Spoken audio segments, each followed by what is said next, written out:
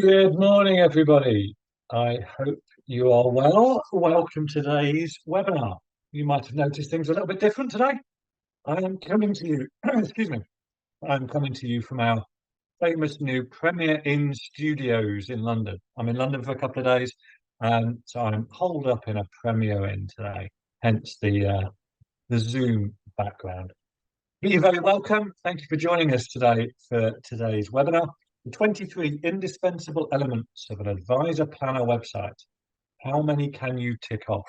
And today is very much giving you information about websites, which then hopefully you can tick off. And if you find there's things that you've not got, there are boxes unchecked, then absolutely we can help you check them, or you can do that yourself. So our usual people with us today, Dan and Abby. Dan, do you want to do the normal housekeeping, if that's okay? I can see we've already had something in through the chat. Yeah, I suppose we best do some housekeeping before your hotel housekeeping comes in and shuts us down. Very So I'm good, very good. yeah, look at that, topical. So I'm Dan, the head of branding and design here at the Yardstick Agency. So what do we need to know? So number one, this is a safe space. We're all here to learn, so there's no such thing as a daft question. If you're thinking it, somebody else is, no doubt. I mean, you might get a daft answer if the question is really daft, but we'll do what we can, right? Number two, get involved, whether that's a question, a query, an anecdote, or just a general comment. These sessions are much more valuable for us all if you get stuck in. So how do you do that? Well, that leads me to number three, which is use the Q&A box or the chat function. I'll be monitoring both and I'll read them out at regular intervals. And depending on how quickly Phil can run us through the 23 things that you should have on your website, I'm sure we can sweep any final ones up at the end. And if anybody missed Amira's question in the chat, yes, we will be recording the session today, and a follow-up email with that video, plus any notes or resources we might mention, will be sent out later today. And as usual, we have Yardstick's very own Abby Robinson to thank for that. So Abby will be answering a couple of the more technical text-based questions along the way, and any of the big questions I'll be reading out for Phil to answer. So, Phil, let's hope you've stretched, limbered up, and are ready to start running. What are those 23 indispensable elements of advisor and planner websites? Funny you should ask, Dan. Right, let's dive straight in, shall we? So, what do we got? Let's start with why this is important. Let's start with understanding why this is important. And if anybody's read They Ask, You Answer by Marcus Sheridan, you'll know. Those of you who haven't, there's a quote here on the screen. On average, 70% of the buying decision is made before a prospect talks to the company. So in this case, 70% of a prospect's buying decision is made before they talk to an advisor, planner, mortgage broker on your team, or indeed yourself. And we've got to think about what that means for our marketing. It means your marketing's got to be bloody good. And it means that that digital journey to your door has to be incredibly impressive. And as we've said plenty of times before, people, prospects, first meet you on that Google search results page. They start to get to know you on your website. And your website isn't just a tick box. And I've heard people say to me, because Yardstick, we're not the cheapest when it comes to websites. We're not the most expensive, we're not the cheapest, we're somewhere in the middle. And I've heard people say, I can get a website for half the price. I can get a website for less money. My response, tongue in cheek, is it's not going to be a Yardstick website. Well, what I mean by that is, yes, you can get a website for a lot less money. You can get a website without investing huge amounts of time and effort into it. But is it really going to be effective? So maybe what we need to be thinking about here is, rather than I can get a website, how we get an effective website. And for me, to get an effective website, we need to invest time and money. We need to really acknowledge its role in that digital journey to your door. So, as we've said numerous times before, between someone becoming aware of you and taking action is Google. And it's a mistake to think that potential clients are only thinking about contacting you. They might have a short list of 2 or 3 different advice firms that they've been recommended to, that they've seen online, that they've driven past the offices of. And we've got those 2 or 3 firms on the shortlist. They're going to Google them. As we said before, numerous times, between awareness and action is Google. And there's that digital journey that we need to be aware of. And then when they hit your website, we need to give visitors, prospects, the information they need. So first thing is about mindset. Your website is not just a tick box exercise. Yeah. It needs to be effective. It needs to be good. And that means we need to invest time and money. We need to acknowledge its role in that digital journey. And we need to give the information that visitors are looking for. And that, of course, takes us on to the 23 things you should have on your website. So let's dive into these. The first is your clients. Now, I might not make myself very popular when I say this, but there are no USPs, caveat it. In my experience, there are no USPs in financial advice, financial planning, and mortgage broking. I can pretty much get over here what I can get over here. Yes, there's variations, but there are no USPs in my experience in financial advice or financial planning. So how do we differentiate a financial advice business, a financial planning business, a mortgage business from another similar business? 2 ways of doing it. The first is to showcase your clients. Your clients are half of what makes your business unique. Sure, you can guess what the other half is. We might talk about that in a second. But your clients are half of what makes your business unique. They are your heroes of this story. Read Donald Miller's book. Andrew, perhaps you can put a link to that book in the chat. And who knows, we might have a bit of a giveaway on books a little bit later, haven't we? But they're your heroes of this story. And therefore, we need to tell their stories throughout your website. Ideally using video. I was on a video shoot last week with a firm down in Hatfield. And I sat with 4 couples interviewing them about why they were so pleased with the work they're doing with their financial planner. So videos are, without doubt, the best way of showcasing your heroes, your clients. If you can't get videos, because potentially, I don't know, money's a barrier, then written case studies supported by client-supplied images.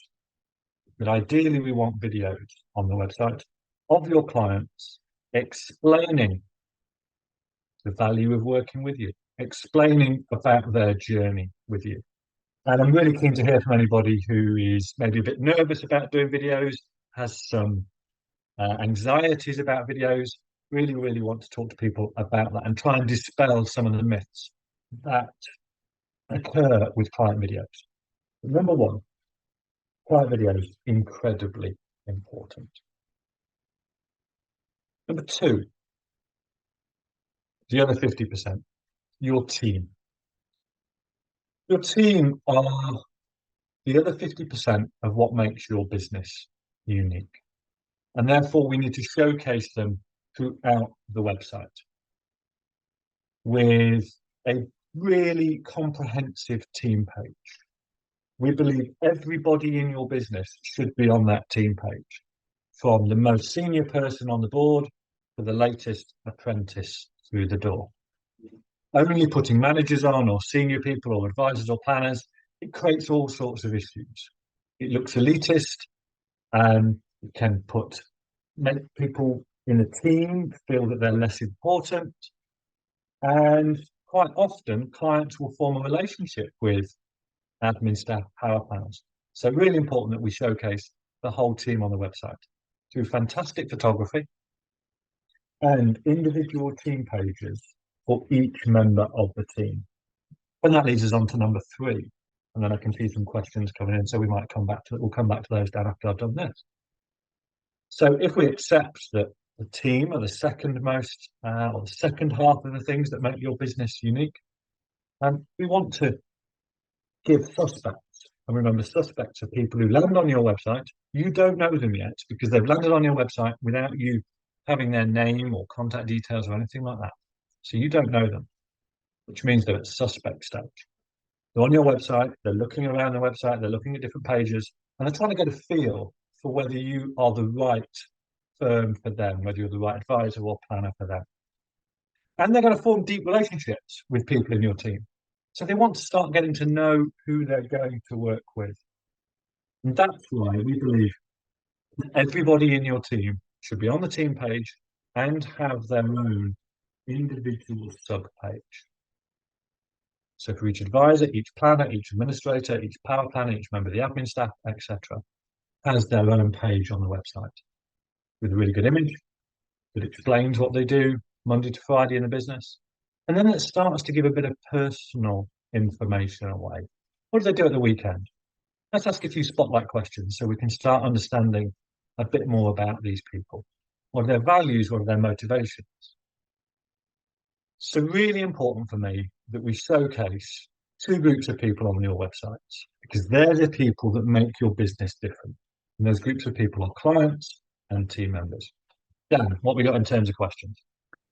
Right, so we've got 3 questions in from Anne. They're all around the same subject of client video. So let me ask them all and you can give the answers to them. So Anne says, client videos, are these not everywhere now and not a USP so much anymore? Plus, I've seen some and the clients are not so aspirational. Who is going to watch them when they are 10 minutes long? What stats have you got? Okay, so no, they're not everywhere right now. Might feel as though they're everywhere, because the sites that we promote, for example, have generally client videos on there. But our stats show, I think it was a new model advisor top 100 firms where we did this.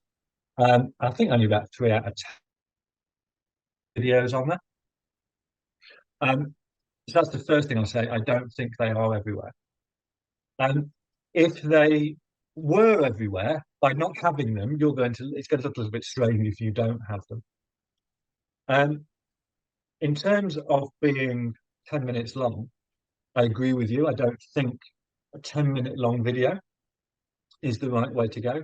We would typically recommend client videos of between 2 and 3 minutes long with a really punchy edit. So short, sharp sections of the video to keep and maintain people's interest. And then in terms of aspirational, I think that then is dictated by the types of clients that advisors ask. In my experience, advisors ask the wrong type of client. They ask people who has been a client for the longest period of time because they're the ones they're closest to, and therefore they're the ones who will think are more likely to say yes. Now, the videos that we shot in Hatfield last week, each of the clients had only been started working with that planner for the last 4 or 5 years. In fact, one had only started working with the planner at Christmas. But they were so impressed, they were happy to do the video. So in sum, I think this is, no, I don't think they're everywhere. I think they still help you stand out. I think they help you show prospects that you are experienced in working with people like them. I would do the edit of 2.5, 3 minutes and make it punchy. And as clients where you've had a biggest impact on them and where they've gone through big life events relatively recently. Sorry, Dan, long-winded answer to a short question or 3 short questions. Yeah, that's great. Right, so we've got another question. This is around the slide that's currently on the screen, team member pages. And we've got two questions, one from Michael and one from an anonymous attendee, which I always love when that happens. It sounds really mysterious. And I promise you it's not me asking these questions. So Michael's question is, when you're early stage and are still small, how do you showcase the team without making it look like a weakness? And the anonymous question is very much the same. So I'll ask that as well. A lot of this is clearly targeted at larger firms with a big existing client base and a bigger staffing contingent. What are ways to handle these points one and two for smaller, leaner firms, e.g., with lots of outsourcing or startup firms? Okay. So, number one, client videos. Assuming you have clients and you're not a complete startup with no clients whatsoever, which would make client videos rather challenging. Assuming you've got some clients, in my experience, well, the firm that we were in Hatfield with, I think they've got 40 clients, and they got four couples very easily to do the videos. And it's a fair challenge with regards to team member pages, um, for smaller firms. And my view with smaller firms is to never hide the fact that you are a small firm. I was on a marketing strategy discovery meeting with a client yesterday, an advisor and an administrator, definition of a small firm. But when I go on the firm's website, I can't find any people whatsoever. There's no clients and there's no picture of the advisor or the administrator. There's no bios or anything like that. It's a very, very formal, arm's length, soulless experience on their website. And for me, if you are a sole practitioner, even if you're on your own, you have to make a virtue of the fact you are a small business. Because at some point, that client is going to realize you are a small business. So, A, let's not hide it. B, I think it's a mistake to assume that prospects want and clients want to work with larger firms. I think a lot of firms want to, sorry, a lot of clients want to work with smaller firms. And if you are a small firm, I think you showcase yourself on the homepage. You might have an administrator or support staff you showcase on the homepage. I can think of a website that we've done recently that is drawing to the end of its development and will hopefully be launched later on this week or next week, where the planner uses three or four outsourcers for power planning, admin, etc. And what he did was gather those in one place at the same time for photography. So they're all on the website, but they're all outsourcers. But because we got them in the same place at the same time for the photography, the site looks incredibly coherent. We've done it for another website, the website that won Best Advisor Website at Professional Advisor Awards last year for Lloyd French at Delaunay Wealth. If you go and have a look at that website, you'll see that Lloyd's admin staff are on there with really good photography. So hopefully you can pick the bones out of that and really help to answer any supplementaries on that. But for me, headline, don't hide away from the fact you're a small business. Brilliant. Thanks for that, Phil. Let's do one more question on team member pages and then we'll move on because this question that Debbie's just asked is really good. So Debbie asks, we used to have the whole team on the website, but stripped this back to reduce the amount of personal info available to minimize the risk of impersonation of our team by fraudsters. Any thoughts on this? Yeah, it's interesting. And I've never actually seen, I've heard a lot of people talk about this in theory, and I get the theory. I've never seen it happen in practice. Doesn't mean it can't, but I've never seen it happen in practice. So I do understand the nervousness about it. And I think it's a case of finding a balance. And if you're worried about it, then give less personal information. If you're not worried about it, then potentially be happy to give that personal information. I also think about its training, how you train your clients as well. It's part of a wider conversation about how you train your clients to avoid fraud. Any other time, or shall we move on? I think we should move on. We've got 20 Yeah, more to no go. worries. Okay, number four, empathy. This is so important. Suspects, people visit your website because something has triggered them to do it. They have a financial problem that they think you might be able to solve for them. They have an aspiration that you think they might help them achieve. So we need to show them that they're in the right place. We need to show them that you understand their issues and you are an expert in working with people like them. And that's why videos are so important, because they help to demonstrate to a prospect who is on your website whether or not you're an expert in working with people like them. What people need to see is a video that proves you can solve their issue. You're an experienced hand at solving their issue. And the way of doing that is through empathy, through the words you use on the website. And too often, advisor planner websites come on too hard, too strong.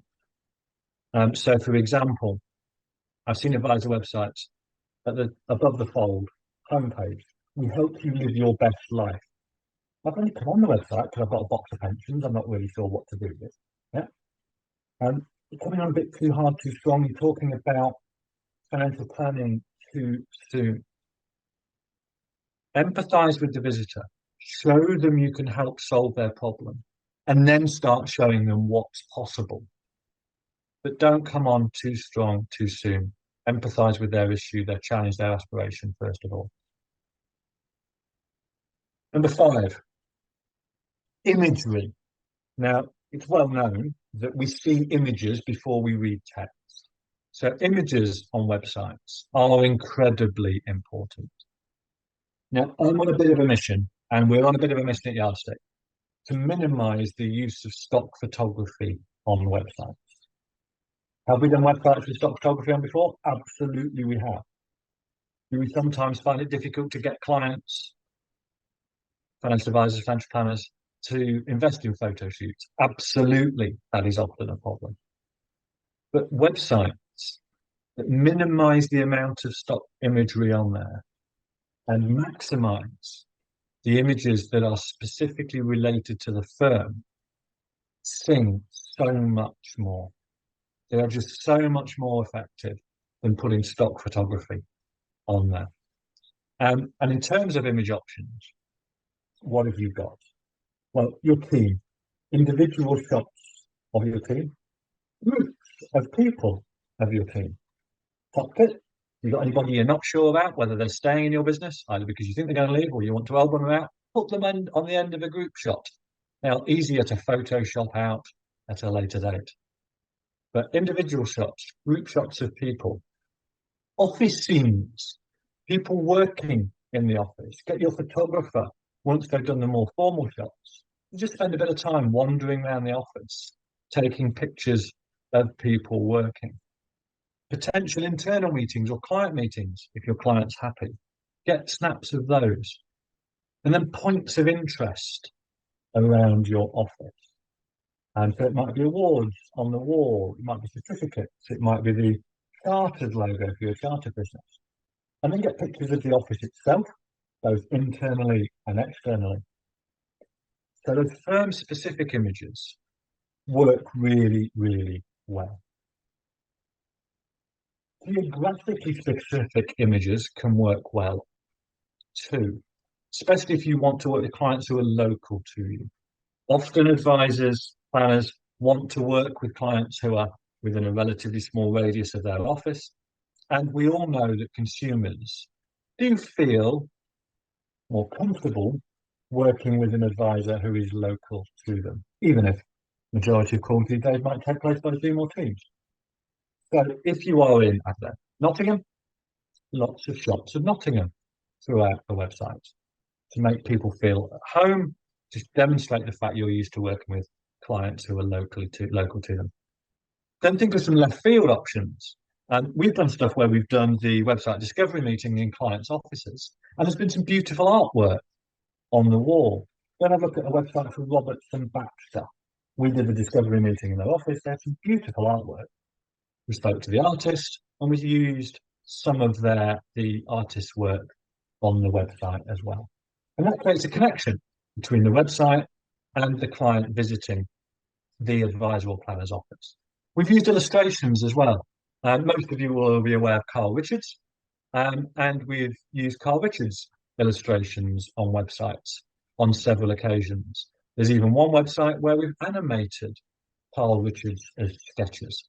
And providing you give Carl the credit and you pay the fee for the illustrations, Carl is very happy, as far as I understand it, for you to use those.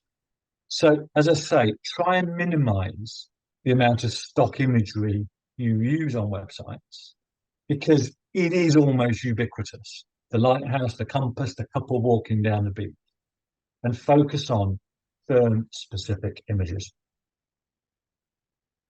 Next, don't talk about financial products on your website if you can do. And this is a good example of websites that are not all equal. So you go and buy a website out of a box, or frankly, you go and use a generalist agency who doesn't understand financial services and doesn't have other clients like you, and you will get a website that says you do pensions, savings, investments, mortgages, protection. It's just dull. Instead, and this goes back to the empathy point, talk about the type of people you work with. We want specialists in our lives. So if I'm on your website, I want to know you're an expert in working with people like me. So show me that you're used to working with people like me by having a page for each of the types of clients that you want to work with.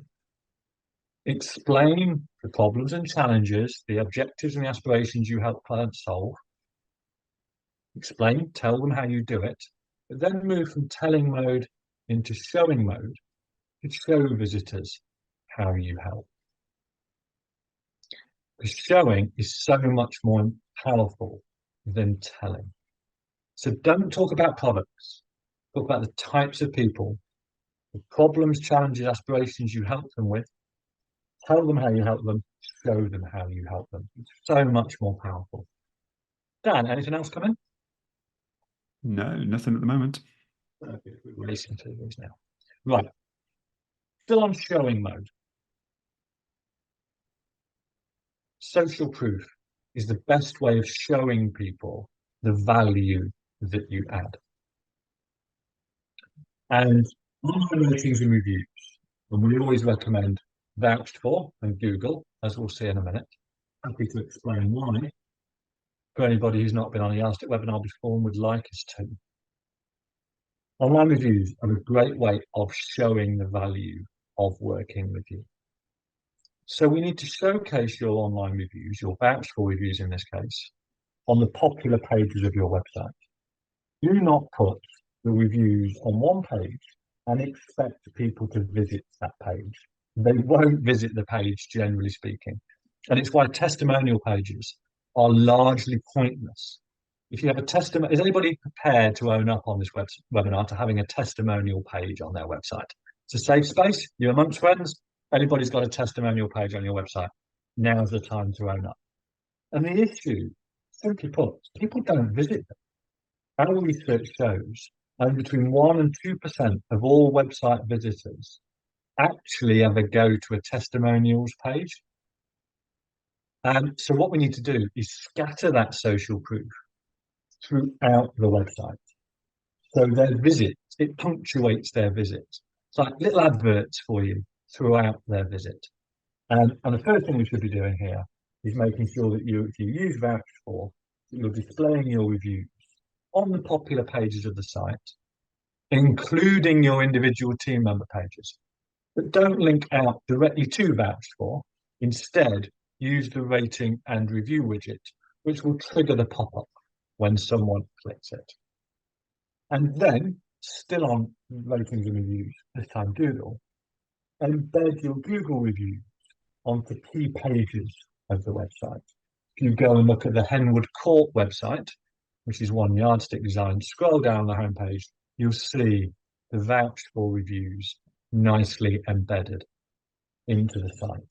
To embed them in, don't link out to your Google business listing. partly because your Google business listing, because the way Google does it now, it also suggests other firms. So Google and vouch for reviews, embed them into your website. Next type of social proof we often recommend firms develop is running a client survey. There are all sorts of reasons why running a client survey is a good idea. And we can go into those if anybody wants to. But again, showcase the results throughout your site, assuming they're positive. They don't have to be perfect. Authenticity is really important here. So they don't have to be perfect. Scatter those client survey results throughout the site, potentially using graphics, infographics, or animations. And we've done that on a few websites. There's a really good infographic on the Weatherall's website that we did. There is good animation that we're just updating at the moment with their latest survey results on the Berry and Oak website. And then finally, when it comes to social proof, client videos again. Talked about this at length early on in the website. We need to showcase your heroes. We need to show prospects you work with people like them. When a prospect hits your website, you want them to feel at home. You want them to feel that this firm works with people like me. And they're a great way of demonstrating genuine expertise and empathy. And again, scatter them throughout the site, but also have a dedicated section, a library of your client videos, an individual page for each video, and include a transcript as well. And if you tick those boxes, ratings and reviews, client survey results, and videos, your website will be lifted above the average, will really stand out, will demonstrate empathy, and you will be showing people the value of working with you, not telling them. Dan, we got some questions on social proof. Yeah, a few bits and bobs. Right. So, first of all, Wazim has mentioned that they're having problems with sound. Now, I know that because you're in a hotel, your normal audio quality isn't there. Can everybody hear Phil okay? If you could just pop a note in the chat, that'd be brilliant. I can hear you okay, Phil. Yeah, okay. Most people are saying, yeah, that's absolutely fine. So thanks for that, guys. So Wazim, have a listen to the recording when it comes through later today. If you miss any of the key points, if everybody else can hear it, the recording should show it quite well. Now, Anne has asked a really good question in regards to testimonial pages. So if social proof is important, why don't people visit? So it's a good point. And I think the problem is that social proof is important, but we've got to put it under people's noses. So let's take take Facebook, for example. Adverts on Facebook are incredibly important to Facebook because it generates billions in revenue for them. However, if you just had a section of Facebook where they put adverts, people would not go and visit them. So they need to punctuate the Facebook feed, your news feed, with adverts. And that's what we need to do with the website. That's absolutely what we need to do with the website. We need to punctuate their visit with these adverts. There are loads of stats, though, that show the importance of online reviews, for example. There's stats that show over 80% of people will look at a business's Google review before choosing to use them.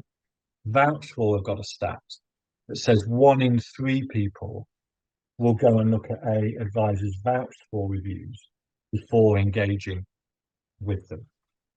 Anecdotally, we had a firm down in Oxfordshire come back to us a couple of weeks ago and say, Google reviews really work. Someone came to us recently and said we were further away geographically, but because we had really good Google reviews, they came to us. So it's a really good question, Anne. This is important, but we need to insert it into people's journey, both to your door, that digital journey to your door, and on your website. Hope that answers the question. I'm happy to deal with any supplementaries and follow-ups. Brilliant. Thanks, Phil. So, another anonymous attendee question, mysterious. Um, can you remind us the company that you mentioned that you can see the vouched for review page as the example? I'm not sure I actually gave one thinking about it. Henwood Court was the Google reviews. But if you want to see a vouched for review widget in action, go and have a look at the Smith and Wardle website. Scroll down the homepage, you'll see it there, and you'll see the individual widgets on their individual advisor pages. Also, go and have a look at maybe Insight Wealth. That's a really nice website for a firm in Northamptonshire where we've done a lot of the vouched for stuff. They're vouched for top rated stuff. There's little animation on there. So two websites where you will see the vouched for stuff at play. Brilliant. That's really helpful. And also, Naomi asked around about the animated survey results, and Abby has already put a link to the Berry and Oak website for that, so everybody can give that a watch. One more question. This one's from Michael, who asks, what kind of surveys would be helpful for clients to fill out to show your value? Kinds of surveys. I never really thought about it that way. We just call it a client survey. Um, we typically recommend that client surveys are done at fixed points in time every year or every 2 years. But in terms of types of survey, maybe you could just explain a little bit more about what you mean there in terms of type of survey, so I can answer the question more specifically. Brilliant. Thanks, Bill. Well, that's it for now. So if you want to carry on, I'll shout Yep, up if we've got any more questions come in. and we are on track. So, right, number 11, firm contact details. There's some of these that are now a little more punchy. Firm contact details. There are so many firms out there where they hide their contact details away on the website. Um, we've engaged a new client at Yardstick a couple of weeks ago. For the contract, I needed to find the firm's address, got their name, needed to find their address. So where do I go? The website. Scroll down to the footer, address isn't there. Went to the contact page, their address isn't there. I went to their privacy policy, the address isn't there. The address was not on their website. So make it easy for people to find your contact details, either because they want the contact details or because it provides some reassurance. If you don't put contact details on your website, it looks like you're hiding something. So, telephone number, preferably a landline. Mobile numbers might make people feel nervous. Even if they never use a landline, the fact it's there gives your business more solidity.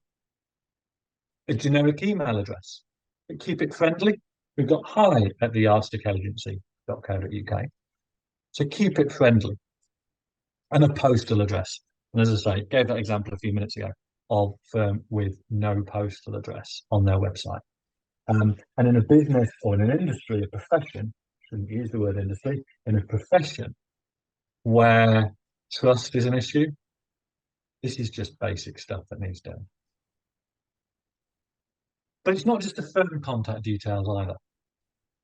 I would be inclined on your individual advisor pages to also be adding individual advisor planner contact details as well. A telephone number might be a landline, might be a mobile. That's up to you, but a telephone number, an email address.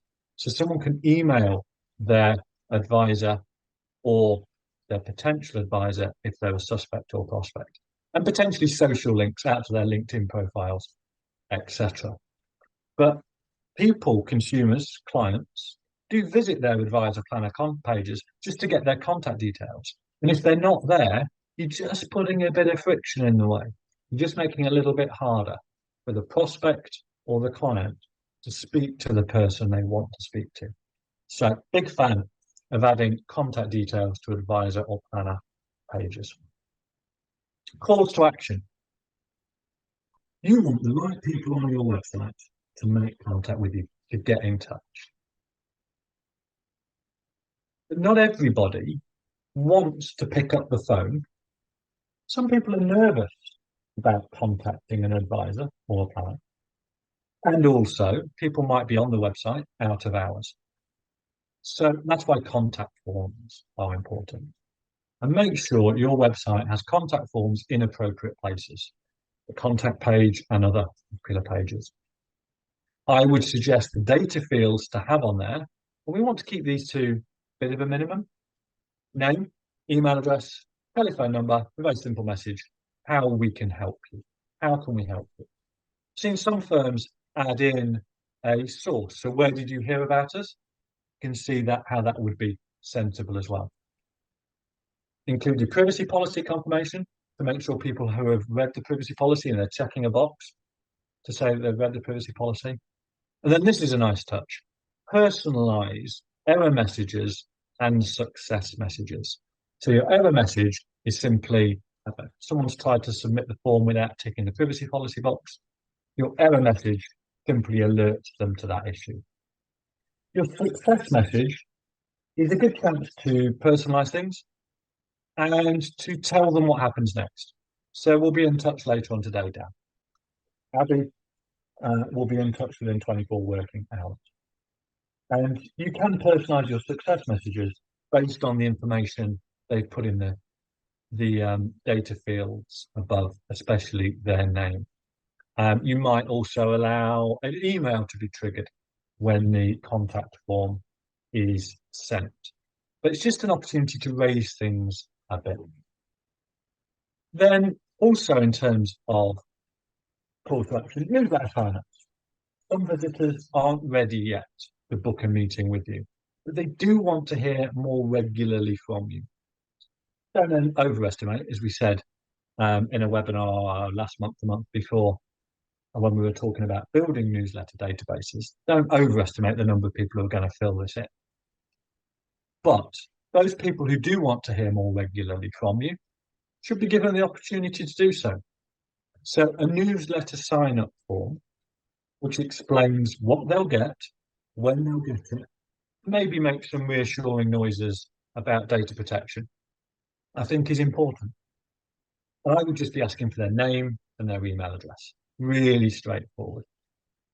Then link that directly to your newsletter address book.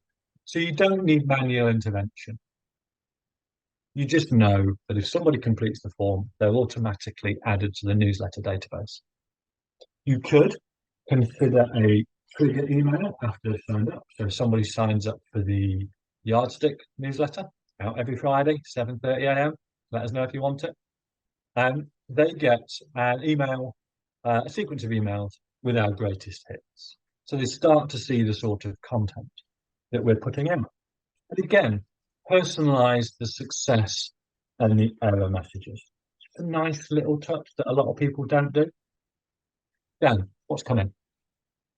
Okay, so Michael's expanded on the question around surveys, and it seems to be more about the actual questions asked. So Michael asks, what metrics would be good to show with the client surveys to show your value? So we have questions around, not a big fan of Net Promoter Score.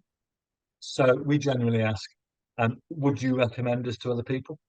On the basis that if people say yes, there's clearly value from working with you. We ask a very straightforward question: has working with us helped you to achieve your goals? A demonstrator of value. We ask an open question: what's the best thing about working with? And then insert the name of the firm. And you get a load of really positive feedback there. That's generally a variation of peace of mind, confidence, and reassurance. What else do we ask? We ask, out of a list of things, which is the most valuable out of this list that you get from working with us. Interestingly, investment management is generally only 1 in 10, about 10% of people say that. So there's 4 examples of questions we ask in the survey to demonstrate value. Anything else we need to deal with, Dan? No, if you were using this as an opportunity to drink some tea, I'm going to have to disappoint you. No more questions. Right, let's keep them punchy, let's keep them rolling. Right, number 15, regulatory text. It's amazing that so many sites that I come across, and we're going to be doing our regular Yardstick website survey in the next couple of months, where we look at about 500 advisor planner websites and just look at the trends and look at what's changing. And it'll be interesting to see the proportion of those that do have videos on there, client videos on there. But so many sites don't have the correct regulatory text. So don't forget it and don't hide it away. Yeah, the FCA guidelines show it should be in the same font point, should be easy to read. But even putting the regulator to one side, it's just good practice to make it easy for people to see. It needs to be included on every page as well, on every page. Not just the home page, not just the contact page, but every page. Because remember, people can enter your site from different pages. But take advice from your network, your compliance consultant, your internal compliance officer. Take advice on the exact text you should use, what it should say about complaints, what it should say about trading styles, and what it should say about links to the Financial Ombudsman Service website. There's a couple of examples here of the standard regulatory text, putting to one side those other things. So as an example of what we've used for a DA firm, there's an example of what we've used for an appointed representative firm here. And the other thing I'd say on this, if you're linking through to the FCA register, make it easy for people who are on your website. Don't just link to the homepage of the website of the register, expect someone to scroll down, put your firm reference number in and find you, because the FCA register is horrible. Makes your eyes bleed looking at the thing. Make it easy for people by just linking directly through to your page on the FCA register. Regulatory text is one thing that we need to think about here.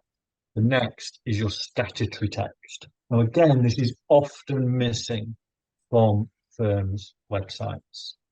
And very simple, we need to explain that the firm is registered in England and Wales, version obviously for Scotland, company number and a registered address. And there's Yardstick's example. With that registered, most of the people on this call will not be that registered, so you wouldn't need that. But so important that you get your regulatory text and your statutory text on there. It's a legal obligation to have that statutory text on there. It's clearly an FCA obligation to have your regulatory text. And if you don't have it, it looks as though you're hiding something. Let's keep going. Firm awards and accreditations. So, Professional Advisor Awards tonight, which is why I'm down in London. It'd be interesting if anybody on this webinar is attending as well. Say hi. But if you have awards and accreditations, don't hide them away. Think about carousels on key pages. They're the things that scroll around. A dedicated awards page and accreditations page with the logos on there. But explain what they mean and why they're important as well. So if you've worked hard to get awards and accreditations, show them off. As I said in a blog a couple of weeks ago, you need to PR the PR. And then it isn't just firms that have awards and accreditations. Individual advisors do as well. The most obvious there is your vouched for reviews and vouched for top rated. But there may be other things as well on the awards side, on the accreditation side, chartered, certified financial planner, Tinder, trained.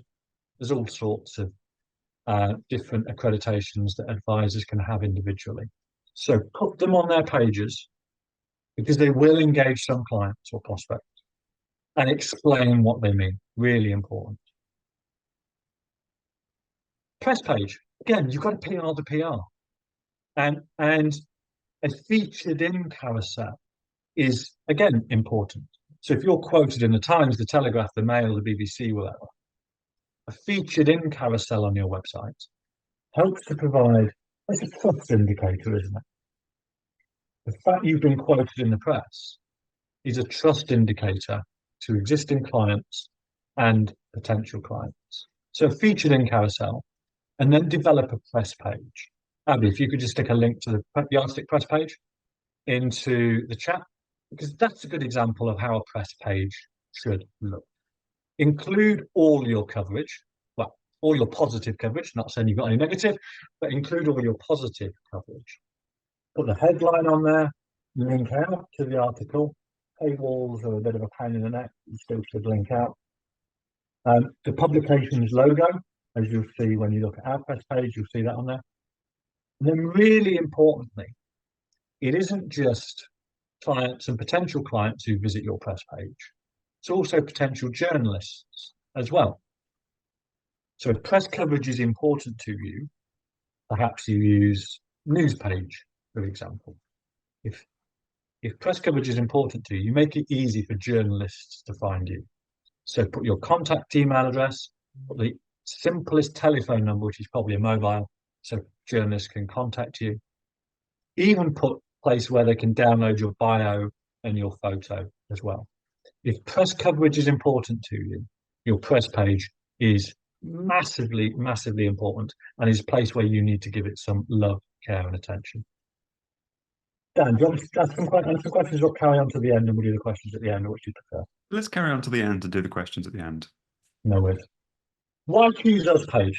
So these are surprisingly popular. We've done a lot of research using the Google Analytics of the firms that we have access to.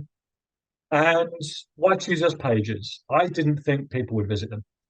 I thought they'd go the same way as testimonial pages. But you know what? People do visit them. So build one that gives people what they want. And this is where you're talking about your differentiators. As I said, there are no USPs in what we do, but there are things that separate you apart. So build that page that talks about what separates you apart, what does make you different to the majority. Why do people choose you? But make sure we stay in showing mode, not telling mode. So every time you make a claim, back it up with some evidence. So if one of your things is clients choose us because we have high levels of client satisfaction. Right, let's show some evidence. Client survey results, vouched for. Clients choose us because we're independent. Talk about the benefits of that. But a why choose us page, it is important, gets more visitors than I ever thought these pages would do. So let's include them on your site. Privacy policy, really important, especially after the advent of GDPR. 25th of May 2018, GDPR came in. And don't forget it, make sure it's added to your website, make sure it's accurate, and make sure it's up to date.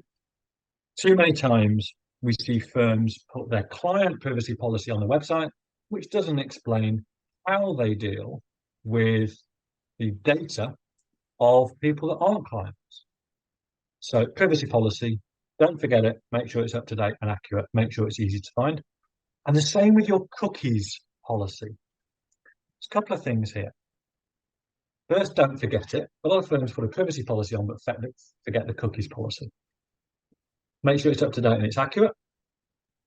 And lastly, make sure you include on your website as well that pop-up that gives people the opportunity to consent or opt out of cookies tracking their activity on your website.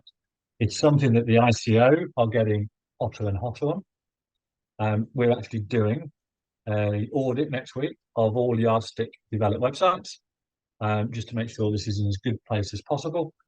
We are confident that it is, but it's always good to check these things. So we're doing an audit next week. Make sure you've got your cookies policy on there and make sure you've got the pop-up that gives people the opportunity to opt in or opt out of cookies. And then lastly, I see we've got a question about newsletters, Dan, so this may come up. Blogs. Blog section, a news article section, an insight section, etc. Really important to have on your website. Demonstrates expertise, gives people a reason to return, adds value. But all of that goes out the window. All of that is ruined if the last blog you had on your website was from 2021. So, dead simple. If you're going to have a blog section on there, keep it up to date. If you can't keep it up to date, take it down.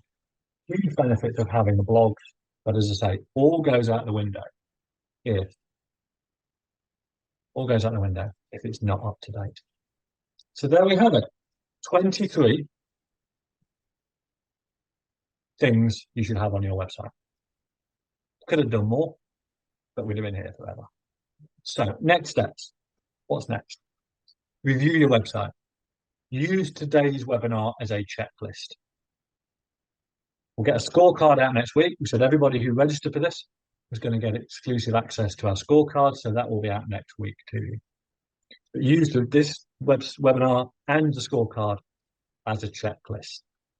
And then, if you've got things missing, come and have a chat with us. Go to speak to your agency you use right now. Fix it yourself. I don't really mind. Actually, I do. Come to us.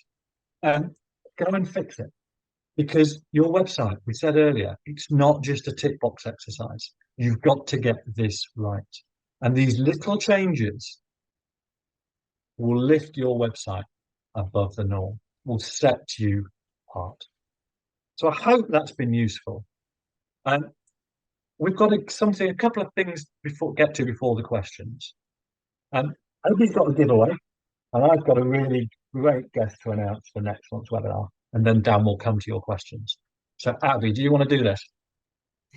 Yeah, why not? So I don't know if anybody's seen on LinkedIn recently, but Phil has been scattering some of his favourite books around our colleagues in financial services. So we thought, why not spread the love and share them with everybody here today? So just a little bit of something in return. If after the session you're happy to leave us an honest, and we say honest, not positive, we want to know your genuine thoughts. If you can leave us an honest Google review about today's webinar, or post about it on LinkedIn and tag us in it so that we definitely see it, then in a week's time, we're going to collect all the names of everybody who's done either or, and we'll pick a name out of a hat. And the person who gets chosen will get these 6 books as a big thank you. So there's all sorts of good stuff on here. The Building a Story brand was the book that Phil mentioned earlier. They Ask You Answer is one that we've been sending out to quite a few people, as is the Happy Index. And we've been talking about Show Your Work for years. So these are just a selection of our favourites. So I'll stick the links in the chat while Phil's chatting away about our webinar next month. And I'll include them in the follow-up email this afternoon as well. But yeah, an honest Google review or an honest LinkedIn post, and we will announce in a week's time who's going to get that book little box. Thank you, Abby. Right, next month's webinar.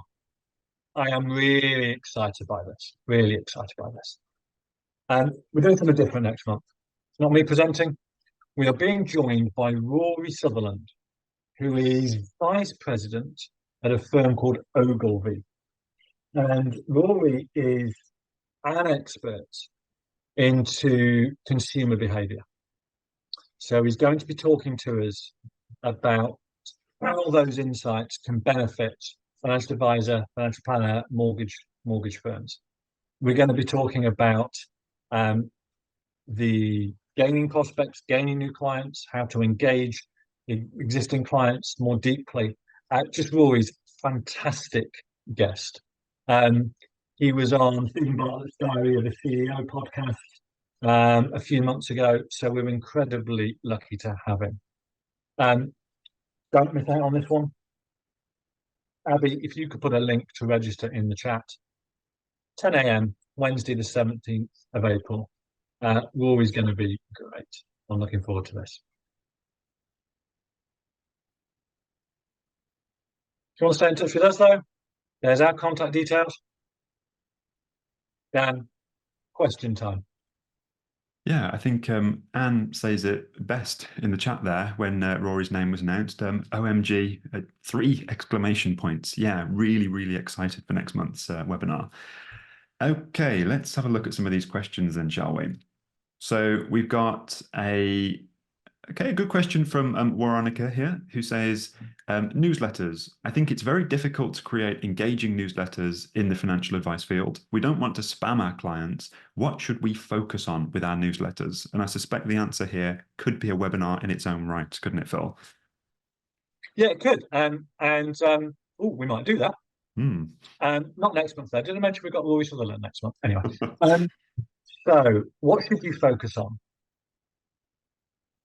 I would be focusing on 3 or 4 different types of content. First type of content would be personal finance, the things your clients and prospects would expect to hear from you. And the simplest way of doing that is to answer their questions. So They Ask You Answer is a brilliant book here. So get people to write down the questions that your clients ask and then write articles around them. Second type of content is lifestyle content. Now, I'm not suggesting you're turning your newsletter into Vogue or GQ or Horse and Hound, but I am suggesting you write about things that are not immediately linked to personal finance. So if you were based in Dorset, you might write a piece of 5 favourite beaches in Dorset. You might write a piece of 10 favourite country pubs for a Sunday lunch.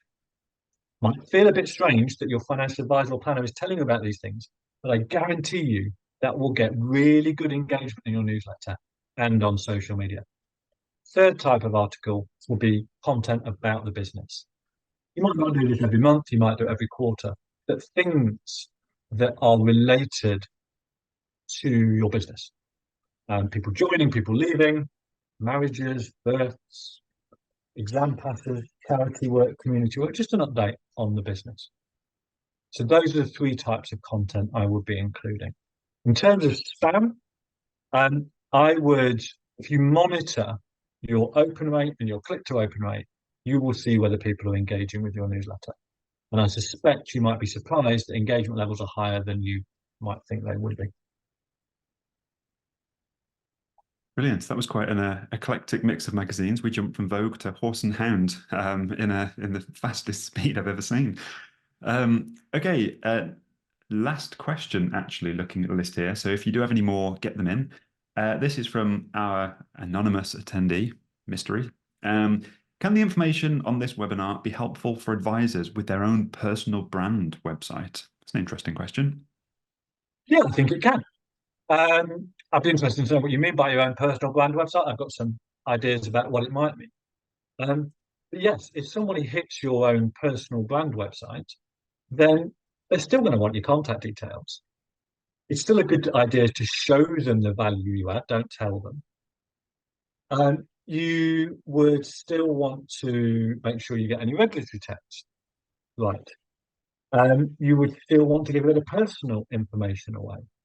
You would still want to get the call to action right. So yeah, actually, I'm thinking about it as we go through the 23. There might be 1 or 2 statutory texts, for example, that don't apply, but I think the majority of them would apply. Yes.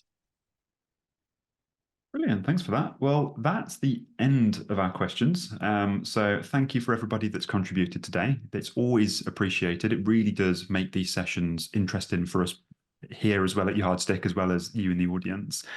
But yeah, that's our lot today, Phil. Thank you, Dan. Thank you to everybody for giving your time today and attending. We'll be following up with in the usual way. There'll be a link in there to sign up for Rory Sutherland next month. Have a great day, everybody. See you soon. Bye-bye. Take care, guys. Bye.